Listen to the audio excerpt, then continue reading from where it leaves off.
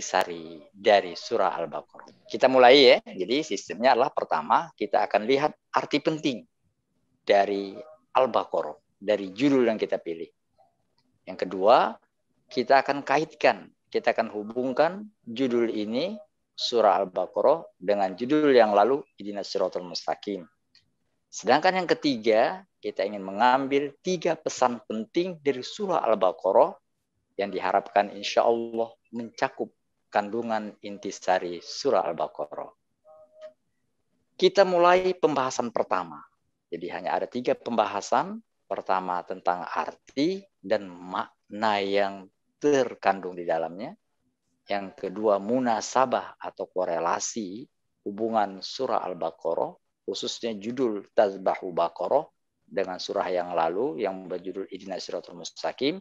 Dan yang ketiga, pesan-pesan penting apa yang ada di balik judul ini. Yang pertama, arti dan makna. Kita bedakan arti dan makna. Kalau arti sekedar terjemah. Sedangkan makna arti penting atau arti yang didapat dari tafsir. Apakah arti dan makna dari Tazbahu Baqarah? Tazbahu Baqarah artinya kalian menyembelih sapi. Jadi kalau mau dibuat judul, penyembelihan sapi. Itu judulnya. Allah menamakan surah kedua dengan Al-Baqarah, sapi betina. Seperti aneh. Kok Allah buat judulnya sapi betina gitu. Tapi tentulah tidak ada aneh dari Allah. Dan kalau kita orang beriman, kita tahu ada pesan di balik Baqarah ini. Oleh karena itu, kita lihat dahulu apa arti Tazbahu Baqarah. Arti Tazbahu Baqarah itu kalian menyembelih sapi atau penyembelihan sapi. Ahli tafsir diantaranya Ibnu Katsir dalam tafsirnya menjelaskan tentang Baqarah yang dimaksudkan di ayat 67 ini berkaitan dengan peristiwa pembunuhan di masa Nabi Musa. Jadi ada seorang yang kaya raya, dia kaya raya mempunyai harta yang berlimpah sampai disebutkan itu emasnya seberat sapi. Jadi sapi sekarang berapa kilo, begitulah emas yang dimilikinya. Dan dia cukup kaya. Tidak ada ahli warisnya. Ahli warisnya nggak ada. Dia sebatang kara kecuali ada ahli warisnya satu, yaitu sepupunya, anak pamannya. Dia sudah tua, tapi belum meninggal dunia, sehingga anak pamannya, sepupunya yang akan mewarisinya nggak sabar dibunuhnya sepupunya yang kaya raya ini. Dibunuhnya, diletakkannya mayatnya di antara 2 kampung. Dan dituduhnya kampung sebelah yang membunuh sepupunya. Heboh. Kampung si A menuduh kampung si B. Kampung si B menuduh kampung si A. Sehingga akhirnya supaya jelas siapa pembunuh sebenarnya. Karena misteri tidak terungkap, mereka mohon bantuan kepada Nabi Musa. Mari kita lihat terjemahan surah Al-Baqarah ayat 67. Silakan siapa yang baca? Dan ingatlah ketika Musa berkata kepada kaumnya, Allah memerintahkan kamu agar menyembelih seekor sapi betina. Mereka bertanya, apakah engkau akan menjadikan kami sebagai ejekan? Dia Musa menjawab, aku berlindung kepada Allah agar tidak termasuk orang-orang yang bodoh. Nah, mereka nggak nyambung. Mereka minta supaya Nabi Musa mohon pada Allah diungkapkan siapa pembunuh orang kaya ini. Kok Toto Musa mengatakan Allah bilang kalian sembelih sapi. Nggak konek. Mereka bilang kau main-main. Enggak, kata Musa. Memang begitu. Itu perintah Allah untuk menyingkapnya. Mari kita lihat ayat yang berkenaan dengan itu di ayat 72 dan 73. Di ayat 72, dan ingatlah ketika kamu membunuh seseorang, lalu kamu tuduh-menuduh tentang itu. Tetapi Allah menyingkapkan apa yang kamu sembunyikan. Lalu kami berfirman, pukullah mayat itu dengan bagian dari sapi itu. Demikianlah Allah menghidupkan orang yang telah mati, dan dia memperlihatkan kepada kamu tanda-tanda kekuasaannya agar kamu mengerti. Nah, jadi yang terbunuh, orang kaya yang terbunuh itu belum dikuburkan. karena misteri pembunuhan belum terungkap, sapi betina yang dimaksud sudah dicari, sudah didapat, akhirnya disembelih, bagian sapi dipukulkan kepada mayit itu. Bangun orang yang mati itu, bangun. Untuk sekedar mengatakan, qatalani ibnu ammi, yang membunuhku, sepupuku inilah artinya. Baru orang kaget. Nah, itulah dia petikan kisah dari Al-Baqarah menurut tafsir Ibnu Katsir. Itu terjemah dari Tasbahul Baqarah dan arti dari Tasbahul Baqarah, dan kita sudah singgung dengan latar belakang historis seperti dikatakan di tafsir tadi. Jadi sekali lagi, Tasbahul Baqarah itu artinya menyembelih sapi, yang dalam ayat yang sedang kita kaji berkaitan dengan menyembelih sapi untuk mengambil sebahagian dari anggota badan sapi itu dipukulkan kepada yang mati, dan dengan izin Allah orang yang mati itu bangun untuk sekedar mengatakan siapa pembunuhnya. Setelah itu mati lagi. Tapi intinya adalah Allah menunjukkan kuasanya bahwa orang mati itu bisa dihidupkan lagi. Itulah arti dari Tasbahul Baqarah. Sekarang kita lihat maknanya. Ada apa di balik kata menyembelih sapi? Ada apa di balik peristiwa penyembelihan sapi yang dipukulkan ke orang mati lalu hidup lagi? Makna di balik judul ini, menyembelih sapi ini adalah menyadarkan manusia bahwa kita perlu menyembelih. Kita perlu melucuti. Kita perlu mengendalikan semacam sapi dalam diri kita agar kemanusiaan kita hidup. Nah, ya sekali lagi. Tadi kan peristiwanya sapi disembelih, dipukulkan, lalu orang mati hidup. Itu makna di baliknya adalah kalau kita ingin menghidupkan kemanusiaan kita yang hakiki, benar-benar kita manusia paripurna yang sejati, tidak dikotori oleh sifat-sifat binatang yang ada dalam hati, maka lucuti sapi yang ada dalam diri kita. Di diri kita ini ada semacam sapi. Istilahnya itu kesapian, semacam sapi. Ada pada diri kita. Apa itu sapi? Sapi sering kita dengar kalau kita panggil sapi, dia nggak jawab. Dia cuma bilang, moh. Jadi semacam itulah sapi dalam diri kita. Ada yang suka moh, suka tak peduli. Jadi dengan kata lain, kita kalau ingin menjadi manusia, sembelih ketidakpedulian yang ada dalam diri kita, yang membuat kemanusiaan kita menjadi rendah. Seperti diingatkan di surat 95. Pada surat 95, ayat 4 dan 5 dikatakan begini. 5. Sungguh kami telah menciptakan manusia dalam bentuk yang sebaik-baiknya. Iya. Kemudian kami kembalikan dia ke tempat yang serendah-rendahnya. Iya, manusia itu tinggi, tapi dia bisa rendah.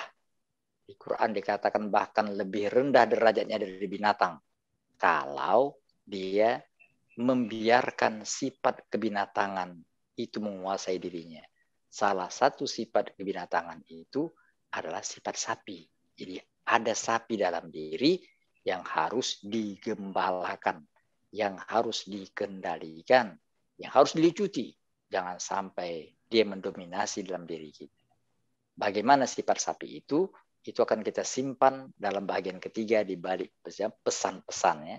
Sekarang kita hanya konsentrasi kepada apa arti Tasbahul Baqarah, apa makna di baliknya. Sekali lagi makna di baliknya adalah menyadarkan manusia apabila kita ingin menjadi manusia sejati, kendalikan sifat sapi yang ada dalam diri. Itu poin pertama. Kita masuki poin kedua, al-munasabah, korelasi judul ini yang mewakili surah Al-Baqarah dengan judul yang lalu, Ihdinas Shiratal Mustaqim, yang mewakili surah Al-Fatihah. Bagaimana hubungannya? Bila judul yang lalu, yaitu Ihdinas Shiratal Mustaqim, menjelaskan jalan hidup yang lurus sebagai manusia, jadi Allah katakan Quran ini petunjuk. Petunjuk untuk manusia. Hudal linnas. Petunjuk bagi manusia. Jadi kalau binatang nggak bisa nerima petunjuk ini. Ini Quran petunjuk kepada manusia. Bagaimana supaya hidupnya lurus, hidupnya benar. Nah, bila telah kita jelaskan dalam pertemuan pertama, maka Tasbahu Baqarah mengingatkan. Judul sekarang mengingatkan hal-hal yang membuat kemanusiaan kita menjadi tercemar. Lalu bagaimana cara menjadi manusia? Ihdinas siratal mustaqim. Hidup sebagai manusia. Nah, itu sudah kita jelaskan. Sekarang Al-Baqarah mengingatkan, membackup. Mengingatkan, hati-hati. Jangan ada sifat ini. Kalau ada sifat ini, maka kemanusiaan kita menjadi cedera. Nah, jadi kalau kita kaitkan dengan bahagian pembahasan kita kemarin, itu memang merupakan strategi setan. Setan itu derajatnya atau iblis derajatnya di bawah manusia. Karena yang namanya iblis dia jin. Hierarkinya manusia nomor 1.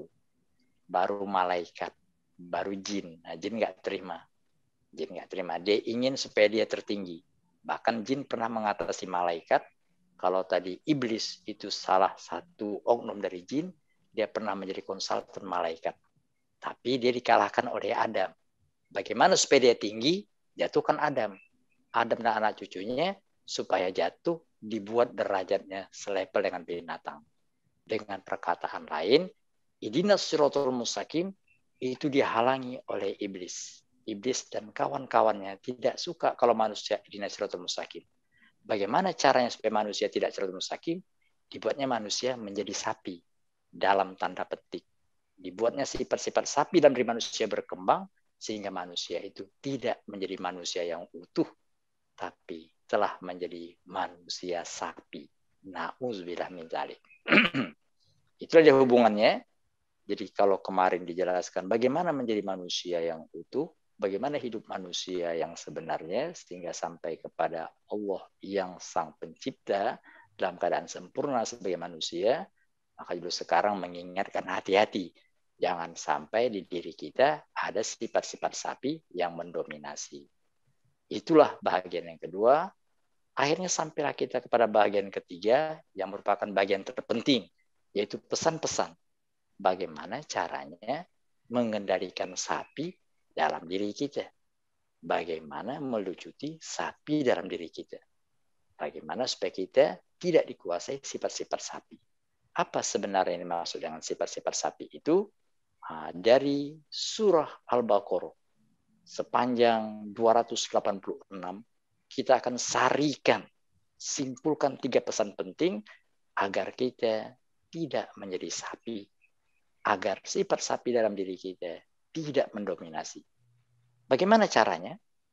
Pesan pertama bila kita ingin menjadi manusia sejati, tidak terkotori dengan sifat sapi, maka yang pertama lucuti, tinggalkan atau kendalikan ketidakpedulian kita terhadap konsumsi rohani. Nah, sekali lagi, bila kita tidak ingin menjadi sapi, maka tinggalkan emoh kita. Sapi itu moh. Mari kita baca Quran, moh. Mari kita sholat, moh, itu sapi. Jadi kalau ada kita yang tadi diajak kepada jalan yang benar, suka mengatakan moh, tidak peduli pada petunjuk Allah, itu yang mengatakan moh itu sapi. Jangan sampai kita seperti itu. Karena kalau kita seperti itu, kita akan selevel dengan sapi. Oleh karena itu sekali lagi, bila ingin menjadi manusia yang utuh, kendalikan, lucuti. Jangan sampai didominasi oleh ketidakpedulian kita terhadap firman Allah yang merupakan konsumsi rohani. Jadi, jangan sampai tidak peduli dengan Al-Quran. Jangan sampai tidak peduli dengan firman Allah. Di Al-Baqarah, itu dapat kita lihat melalui ayat 171. Dan perumpamaan bagi penyeru orang yang kafir adalah seperti pengembala yang meneriaki binatang yang tidak mendengar selain panggilan dari teriakan. Mereka tuli, bisu, dan buta, maka mereka tidak mengerti. Itu dia. Panggillah binatang itu. Dia tidak akan memberikan respon selain kata-kata mo. Maka bila ada manusia menolak, ingkar, tidak peduli, maka dia selevel dengan sapi. Di ayat lain itu dikatakan selevel dengan binatang. Seperti yang tertera pada surat 7. Dan sungguh akan kami isi neraka jahanam banyak dari kalangan jin dan manusia. Mereka memiliki hati tetapi tidak dipergunakannya untuk memahami ayat-ayat Allah. Dan mereka memiliki mata tetapi tidak dipergunakannya untuk melihat tanda-tanda kekuasaan Allah. Dan mereka mempunyai telinga tetapi tidak dipergunakan untuk mendengarkan ayat-ayat Allah. Mereka seperti hewan ternak, bahkan lebih sesat lagi. Mereka itulah orang-orang yang lengah. Aja orang-orang lengah, bahwa dia manusia, dia bukan sapi. Jadi, apakah sapi mempunyai telinga? Punya. Apakah sapi mempunyai mata? Punya. Apakah sapi mempunyai hati? Punya. Apakah digunakannya untuk merespon ayat Allah? Tidak. Kalau gitu, apabila ada manusia punya mata, punya telinga, punya hati, tapi tidak digunakan merespon ayat Allah, apalah bedanya dengan sapi? Karena itu supaya kita jangan seperti sapi, tinggalkan, lucuti, kendalikan ketidakpedulian kita terhadap firman Allah. Karena itulah yang membedakan kita dengan binatang. Bukan sekedar kita punya telinga, bukan sekedar kita punya mata, bukan sekedar kita punya hati. Karena binatang juga punya seperti itu. Yang membedakan kita dengan binatang adalah, terutama dengan sapi, karena kita menggunakan perangkat yang Allah berikan kepada kita itu untuk memahami firman-firman-Nya. Itulah makanya pada surah Al-Baqarah bagian awal, di ayat-ayat awal dikatakan tanda orang beriman, petunjuk bagi orang bertakwa adalah ayat-ayat Allah. Seperti dikatakan di surah Al-Baqarah. Ya. Kitab Al-Quran ini tidak ada keraguan padanya, petunjuk bagi mereka yang bertakwa. Langsung saja ayat 4-nya. Dan mereka yang beriman kepada Al-Quran yang diturunkan kepadamu Muhammad dan kitab-kitab yang telah diturunkan sebelum engkau, dan mereka yakin akan adanya akhirat. Nah, jadi mereka beriman dengan apa yang diturunkan kepadamu. Jadi tanda manusia itu benar-benar manusia.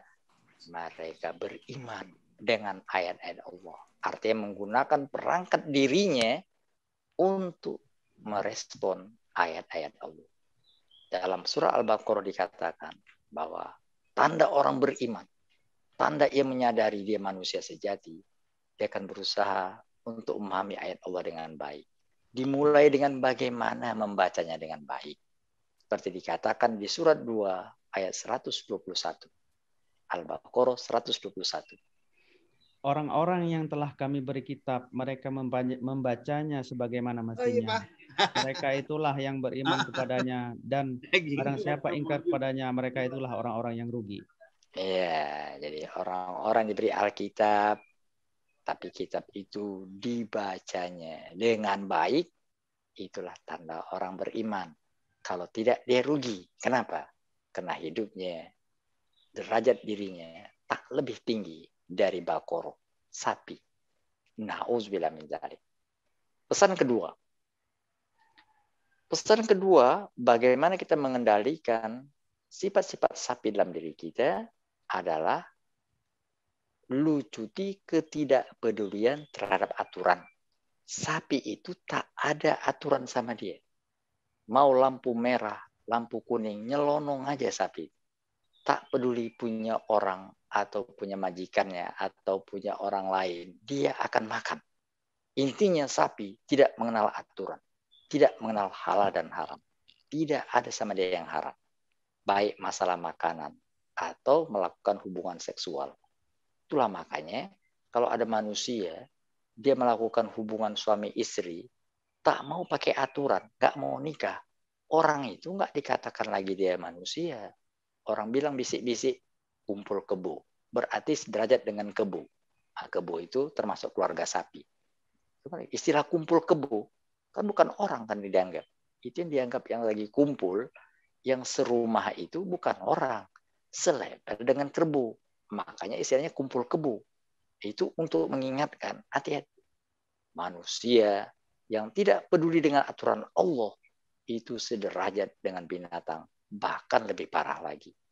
Itulah makanya untuk melucuti kesapian dalam diri kita, patuhi aturan ilahi. Yang halal dan haram itu jangan disamakan. Beda. Beda halal, beda haram.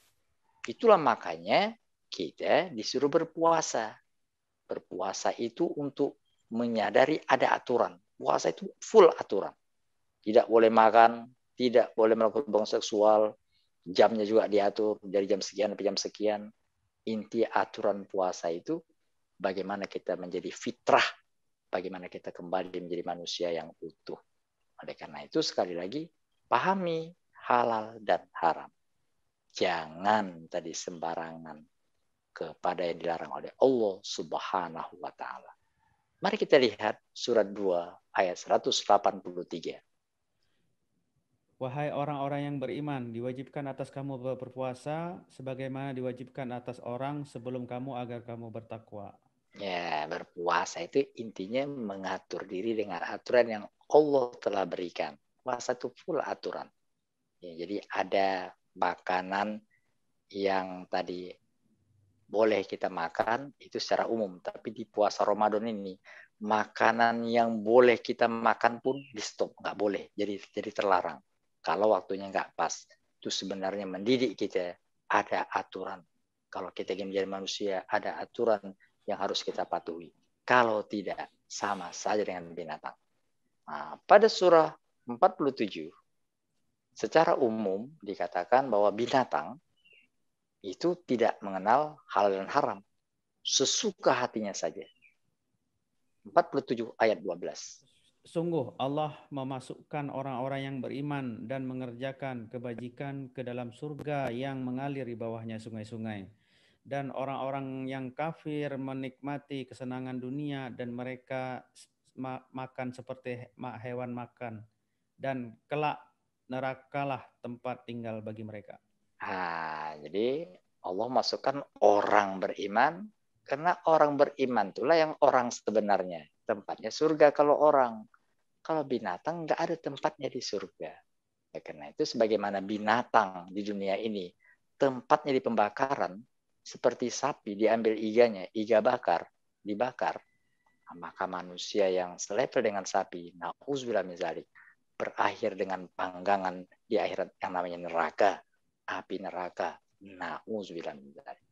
Itulah pesan kedua, apabila kita ingin mengendalikan kesapian dalam diri kita, maka kendalikan keliaran dalam diri. Liar, tak tahu aturan, itu adalah semacam sapi dalam diri yang dalam perilaku di luar kita lihat tidak mau diatur. Baik dalam masalah makan, baik dalam masalah hubungan seksual, atau aturan-aturan lain. Jadi kalau ada manusia yang emoh terhadap aturan, itu sederajatlah dengan sapi. Na'udzubillah min dzalik. Pesan terakhir di Al-Baqarah ini, pesan terakhir supaya jangan jadi Al-Baqarah, jangan menjadi sapi adalah perhatikan tujuan hidup. Jadi jangan berorientasi dunia semata. Jangan berorientasi dunia semata. Sapi juga binatang yang lain itu, binatang ternak yang lain itu memang orientasi dunia saja. Binatang tidak akan punya kehidupan di akhirat, tidak di surga. Binatang berakhir di dunia, seperti kita katakan tadi, berakhir di pembakaran. Jadi kalau ada manusia tidak mempunyai orientasi ke akhirat, hanya dunia saja, itu sama derajatnya dengan sapi. Itulah makanya Allah mengingatkan, kenapa kalian ini sudah jadi haji, orientasinya kok dunia aja. Kalian kan sudah sampai haji. Sudah disampaikan di satu tempat di mana kalian diingatkan, di sinilah nenek cucu, nenek moyang manusia turun, Adam dan Hawa di sini. Ini rumah pertama, Ka'bah. Dan pencipta langit dan bumi, pencipta manusia adalah Allah. Nah, dibuat namanya tadi itu simbolnya Baitullah, rumah, yang dari sana kalian akan sampai kepada pemilik rumah yang sebenarnya, rumah di surga itu Allah Subhanahu wa taala. Udah diingatkan dalam prosesi haji bahwa ada akhirat, ada surga. Kenapa kalian sudah pergi haji tapi cuma orientasi dunia saja? Itu Allah tegur melalui surat 2 ayat 200. Baca terjemahnya, surat 2 ayat 200. Apabila kamu telah menyelesaikan ibadah haji, maka berzikirlah kepada Allah, sebagaimana kamu menyebut-nyebut nenek moyang kamu. Bahkan berzikirlah lebih dari itu. Maka di antara manusia ada yang berdoa, "Ya Tuhan kami, berilah kami kebaikan di dunia dan di akhirat." Dia tidak memperoleh bagian apapun. Kenapa? Karena akhirat tidak pernah alam pikiran. Dia tidak pernah mengharapkan akhirat. Dia hanya mengarahkan bagaimana mendapatkan dunia. Padahal dunia itu akan kita tinggalkan. Yang sebaiknya doanya begini. Lanjut. 201. Dan di antara mereka ada yang berdoa, "Ya Tuhan kami, berilah kami kebaikan di dunia dan kebaikan di akhirat, dan lindungilah kami dari azab neraka." Nah, yang baiknya dunia akhirat. Dunia ya perlu karena kita hidup di dunia. Tapi orientasi di ultimate aim, tujuan akhir kita adalah akhirat. Orang inilah yang mendapatkan, lanjut. Mereka itulah yang memperoleh bagian dari apa yang telah mereka kerjakan, dan Allah Maha Cepat perhitungannya. Nah, itulah dia 3 pesan penting bagaimana tazbahu baqarah, menyembelihkan sapi, menyembelih sapi dalam diri. Nah, saya ulangi lagi, saya ringkaskan. Nah, kita mengkaji dalam pertemuan kedua ini surah Al-Baqarah. Judulnya diambil dari salah satu ayat di Al-Baqarah yang memuat kata-kata Baqarah, yaitu ayat 67, antazbahu baqarah, menyembelih sapi, sembelih sapi. Jadi temanya adalah penyembelihan sapi. Kenapa penyembelihan sapi penting? Allah nggak ngajari kita cara menyembelih sapi seperti yang kita kenal. Itu manusia sudah tahu. Allah ingin mengingatkan menyembelih sapi dalam tanda petik. Ada sapi dalam diri yang bila tidak disembelih, kita walaupun wujudnya manusia, tapi pada hakikatnya hanyalah sapi, selepel dengan sapi. Nah, dihubungkan dengan penjelasan yang lalu, ihdinas siratal mustaqim, kita ingin mendapatkan jalan hidup yang lurus. Tidak seperti sapi yang tak jelas jalan hidupnya, atau jelas tapi hanya dunia saja. Bagaimana caranya untuk menyembelih sapi dalam diri? Bila kita perhatikan Al-Baqarah 1 sampai 286, maka kita akan dapatkan setidaknya ada 3 pesan penting supaya kita tidak menjadi Al-Baqarah. Bagaimana menyembelih sapi? Jadi sapi identik dengan ketidakpedulian, maka pertama tinggalkan ketidakpedulian kita terhadap firman Allah. Ya, gunakan mata, telinga, gunakan mulut kita, perangkat batin kita untuk memahami ayat Allah. Itulah konsumsi yang tak dimiliki oleh sapi. Konsumsi rohani, santapan rohani. Nah, itu banyak ayatnya, tadi sudah kita jelaskan. Yang kedua, bagaimana supaya tidak menjadi sapi? Jangan tinggalkan ketidakpedulian gitu. Jangan seperti sapi yang tidak mau diatur, maka tinggalkan ketidakpedulian kita terhadap aturan. Ada aturan dalam hidup ini. Ada halal, ada haram. Nah, Allah latih dengan puasa agar kalian bertakwa. Maksudnya agar kalian menjadi terpelihara, tidak menjadi sapi. Nah, karena itu, cara melucuti yang poin kedua atau pesan kedua ini adalah kendalikan keliaran. Tak mau diatur. Itu yang kedua. Yang terakhir, kendalikan orientasi. Kadang-kadang kita pun tahu ada akhirat, tapi dia hilang oleh karena asik dengan dunia. Bukan tidak boleh dunia, tapi kita manusia. Kita bukan hanya hidup dunia seperti sapi. Kita meninggalkan dunia untuk menuju akhirat. Oleh karena itu jangan ngetem, jangan hanya mengarahkan pandangan kita satu mata saja kepada dunia. Arahkanlah seperti mata yang kita miliki, 2 mata kepada dunia dan akhirat. Sehingga kita tidak menjadi sapi, tapi menjadi manusia, bahkan manusia teladan, seperti yang disyaratkan dalam Ali Imran. Nah, jadi Ali Imran, nanti insya Allah kalau kita bertemu lagi, menjelaskan tentang bagaimana manusia yang sudah lepas dari sifat sapi. Itu hubungannya begitu. Nah, mudah-mudahan kajian hari ini dapat kita hayati, sehingga tidak pun kita membaca Al-Baqarah secara utuh, tidak pun kita mempelajari tafsir yang banyak dan rumit, setidaknya kita mendapatkan pesan yang mudah dari Al-Baqarah. Begitu caranya menyembelih sapi. Mudah-mudahan ini bermanfaat dan kita menjadi manusia yang terhormat di sisi Allah Subhanahu wa taala. Amin ya rabbal alamin. Shadaqallahul azim. Assalamualaikum warahmatullahi wabarakatuh.